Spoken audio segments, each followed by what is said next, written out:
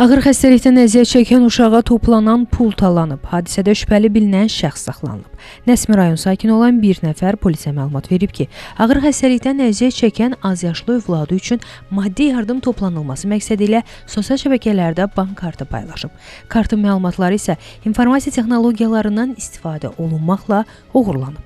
Nəsmi rayon polis idarəsinin 21-ci polis şöbəsinin əməkdaşlarının keçirdikləri tədbirlər nəticəsində əməli törətməkdə şübhəli bilinən Orxan Hacıyev müəyyən edilərək saxlanılıb. Saxlanılan şəxs ifadəsində həmin bank kartının konfidensial məlumatlarını əldə edərək hesabda olan pul vəsaitini müxtəlif kartlara köçürdüyünü və sonradan nağdlaşdırdığını bildirib. Sosial şəbəkədə gördüm bir uşağın sağalması üçün pul yığırlar. Onun bank hesabını əldə edərək, onun balansından pulu oğurlayaraq öz hesabıma vurdum. Faktla bağlı araşdırma aparılır. Ruzanna Kərimli, Xəzər xəbər.